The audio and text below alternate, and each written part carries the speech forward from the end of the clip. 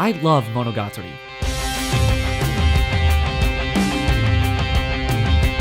Bold statement from someone who's devoted over 70 minutes of video content to covering the series, I know. It constantly builds on its characters, asking you to reevaluate your understanding of them. Its use of narration and perspective to shape the story reinforces the different ways we perceive the world around us and project the images of ourselves we want others to see. It's one of the most visually distinct series out there and exhibits some of the strongest creative talent in the industry.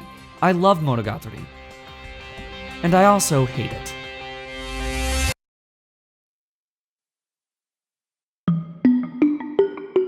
In my quest to cover every Monogatari arc, I hit a bit of a snag with Shinobu Time. Unsure how to collect my conflicted thoughts into a cogent idea, the conversation with myself went something like this. Hey, your last Monogatari video did big numbers and brought a lot of new eyes to the channel. Maybe you should give them more Monogats content. Great idea, me. I got it. Why don't I talk about what I hate about it? Yeah. Wait, no. Yes, Shinobu Time encapsulates both what I love and hate about the franchise across its 4 episodes. The second episode represents the series' diverse visual range, with its experimental aesthetic, telling Shinobu's backstory via a continuous scroll across a near-static tapestry, illustrated entirely by Taiki Kono. Barely animated, it's a testament to Monogatari's inventiveness and the stylistic freedom it allows its staff. Sure, the series' abstract shaft style garners most of the attention for how out there it is, but beyond that, these varied aesthetics demonstrate the depth of Monogatari's visual language. The arc's final episode, meanwhile, illustrates the series' terrific character writing, how it plays with our existing knowledge of characters to constantly make us re-examine what we thought we knew with each new layer of context. Its revelations don't just change the story going forward, but reframe how we look back at what came before, making it this continuously rewarding narrative. Shinobu Time concludes with a powerful emotional climax, adding some much-needed depth to Mayui's character, while also raising some interesting questions about the purpose of existence that will surely play a large role in the arcs to come. I could easily make a video on that topic alone, but I feel disingenuous leaving it at that because there's also episodes 1 and 3.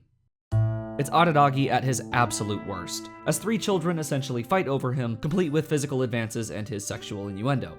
Mayui and Araragi's relationship has always been one of the series' worst aspects to me. I feel like this doesn't require too much elaboration. His behavior is abhorrent, with his constant harassment of an elementary school girl. Not to mention, it's always played for comedic relief. It makes him that much more despicable, and with the story told from his perspective, the framing of it is deeply uncomfortable.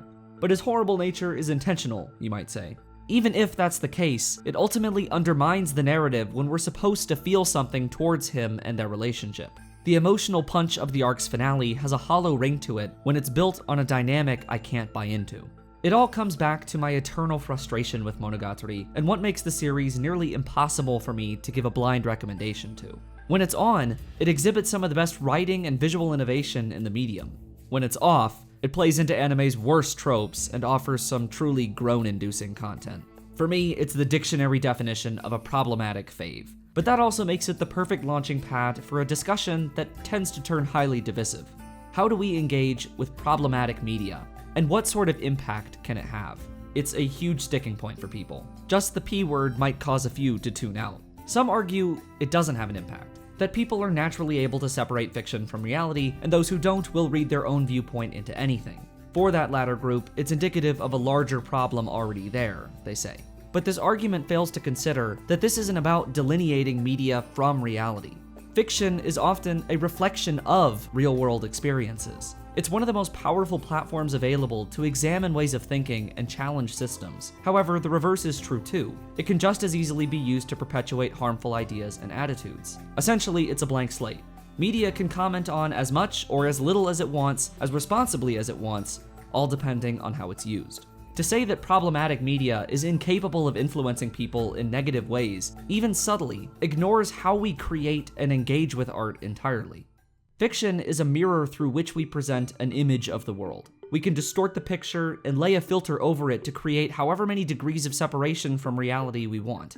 But when we create, we build on that original image of what we know in ways that speaks to our experiences, our understanding of people, and connection. Even purely escapist media is an idealized version of it. Of course, when you watch a TV show, you know what you're seeing isn't real, but it's a reflection of something that is, at some level, and it does affect us, not always in obvious ways. Sure, a lot of people don't engage with media critically. but that doesn't mean they're less likely to be shaped by it. If anything, that passive experience lends itself to an easier acceptance of the ideas it presents. If it goes unchallenged, who's going to give it a second thought?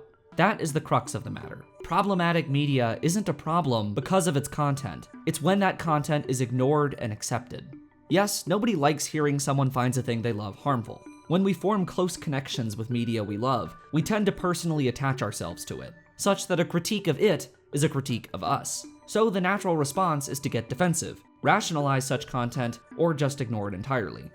And that's how it slips through the cracks. Take the treatment of female characters in so many harem anime. It's naive to think nobody is going to watch that and internalize such attitudes. Not when they self-insert as MC-kun negging a bunch of schoolgirls. Not when we see these same behaviors in reality.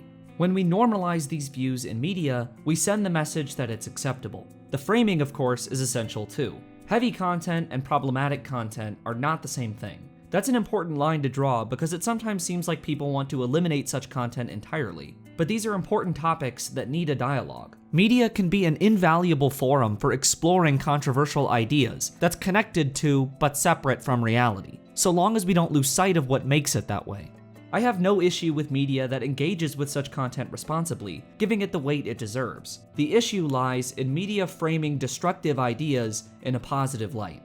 This doesn't mean our heroes should always do good and villains bad. Certainly not. But when the hero does something bad, and the show tells us it's good, there's the disconnect. This doesn't have to be some loathsome offense either. Often we're talking about much subtler behaviors you might not think twice about. It could be as simple as a racial majority character advocating a position on injustice that fails to fully consider the perspective of the affected minority, such as Ed's conversation with Miles in Fullmetal Alchemist.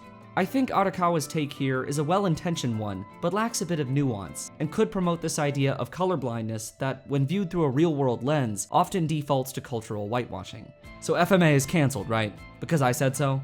Of course not. For one, you may not agree with me at all. That's a valid discussion to have. And second, I specifically chose to use FMA as an example because it illustrates how nothing handles everything perfectly. And that's just fine. Canceling problematic media serves a similar end as pretending it's not there. It shuts down conversation while also ignoring the value it can have. By recognizing potentially harmful ideas in media, we refuse to accept them while opening a discussion on why that is. Cancel culture so often misses the mark on digging to the root of the problem and allowing opportunity for growth. Worth mentioning too, FMA also includes commentary on a number of topics that I think is spot on, like its handling of the Ishvalan genocide and the accountability of its heroes for their past crimes. Once we start canceling media for one thing we don't agree with, we might miss the value it holds elsewhere. Monogatari is a perfect example of that. A call for morally pure art is bound to yield a sanitized product. There's not some universal moral code. There is a lot of gray area with some things. So the only way people will create fiction devoid of anything someone finds problematic is if we completely avoid such topics at all. A total refusal to examine or challenge the status quo in a way that helps nobody and is itself, well, problematic. And here's the thing. It's okay to love media considered problematic. I sure do. The entry point for this video, Monogatari, is problematic as hell, and it's in my top 10 favorite anime. Loving something doesn't mean you have to love everything about it. But it also isn't pretending its lesser elements don't exist. When we love a work, it means what we enjoy, what we connect with, what we put value in, outweighs the flaws. Recognizing the flaws of your favorite works isn't a signal you love them any less. It can both reinforce what you do connect with and wish to celebrate, while also understanding the full picture it presents and accepting that. See it as it is, not what you want it to be. But what if I don't want to engage with these perceived real-world implications? I just want to have a good time. That's fine, but bear in mind others may not have the same luxury. For them, these real-world implications could be a matter of safety. Don't derail these conversations when others have it. Let's sum it all up as clearly as I possibly can. Humans are flawed. Media made by humans is going to reflect those flaws. Liking flawed media is not a tacit approval of those flaws. However, allowing them to go unchecked perpetuates them.